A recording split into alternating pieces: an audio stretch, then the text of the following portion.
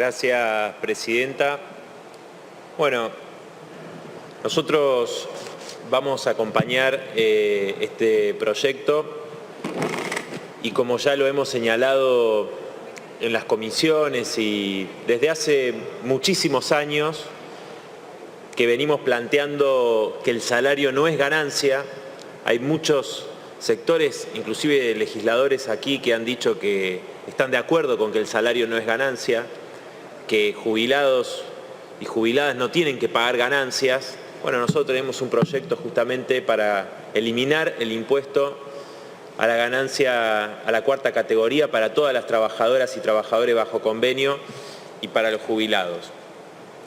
Creo que ya se dijo acá, pero me parece importante recordar esa promesa del expresidente Mauricio Macri de que los trabajadores no iban a pagar ganancia en la campaña electoral del 2015 y después más de 1 millón de trabajadores que no tributaban este impuesto pasaron a pagarlo, ¿no? Hizo la gran Menem, porque ahora nos dice el diputado Laspina que en el libro que sacó Macri reconoce que se equivocó en prometer esto. O sea que hizo la gran Menem de que si decía lo que iba a hacer no lo iban a votar, no lo hubiesen votado, ¿no?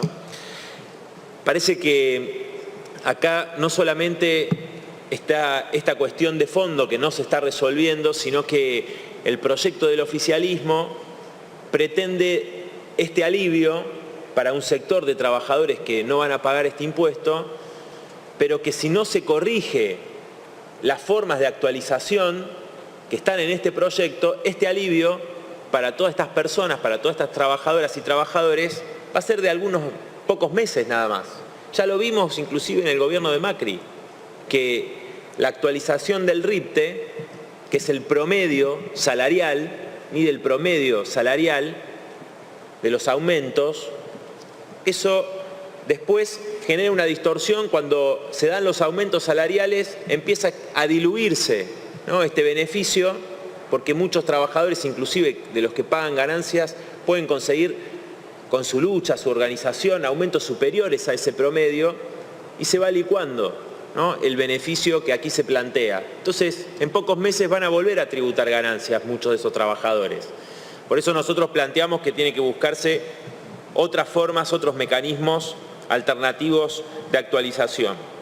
Ahora, también quiero decir que acá no se está contemplando ninguna medida para la gran mayoría de la clase trabajadora, que no es alcanzada por este impuesto porque sus salarios son muy inferiores.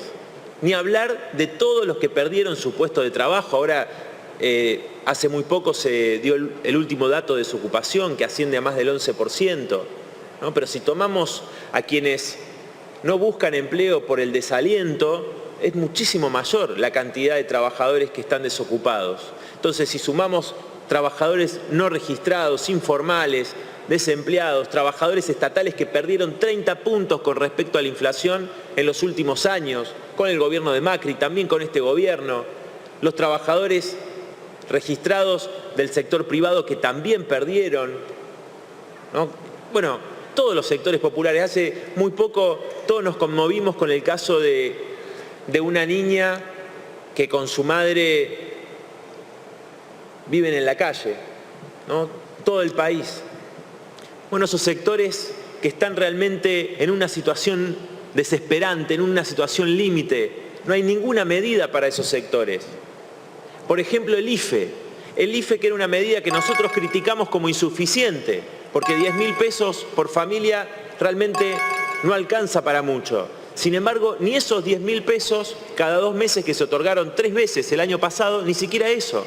Y el ministro Guzmán, que ahora no lo veo acá, pero nos dijo, en octubre del año pasado nos dijo, pasa que este presupuesto está pensado para el 2021 sin pandemia. Y sabíamos que iba a seguir la pandemia y ahora estamos ante la segunda ola. Entonces, ¿cuáles son las medidas para esos sectores de trabajadoras y trabajadores?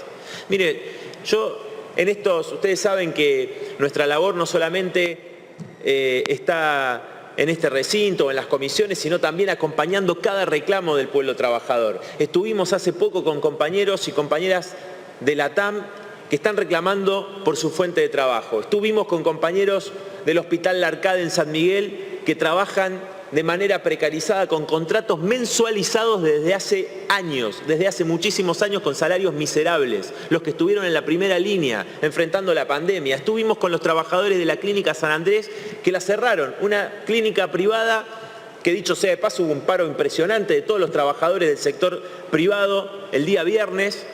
Imagínense, para que Daer haya convocado un paro, la bronca que deben tener esos trabajadores que están con pluriempleo, precarizados, con bajos salarios. Bueno, esa clínica cerró y sus trabajadores están luchando, están peleando para que no cierre, tienen respiradores.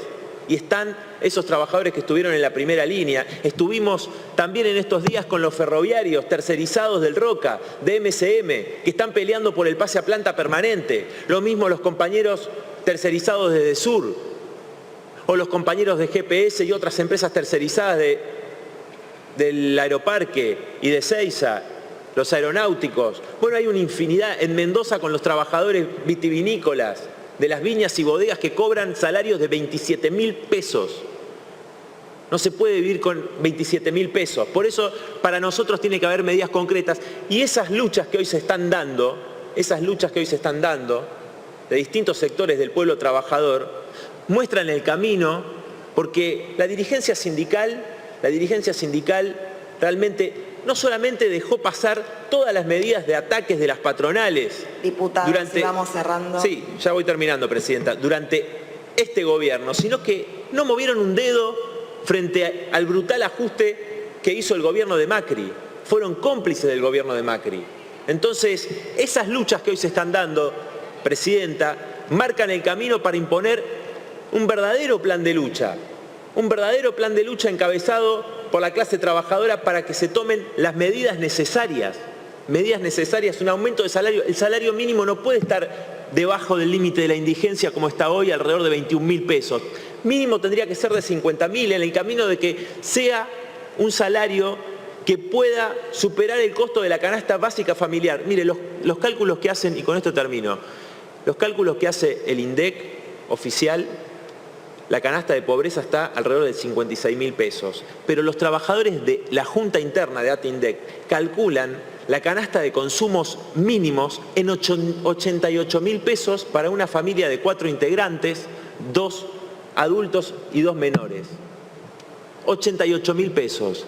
La inmensa mayoría de la clase trabajadora no llega ni de cerca a esa cifra. Entonces, lo que se trata justamente, diputado, es que aumenten las condiciones de vida. Se habla de un shock de consumo. Bueno, que aumenten las jubilaciones y los salarios de la clase trabajadora y realmente beneficiar a aquellos que se han quedado sin empleo con una medida de emergencia como un IFE y también medidas como un plan de obras públicas y todas las medidas que estén para generar empleo. Muchas gracias, señora Presidenta.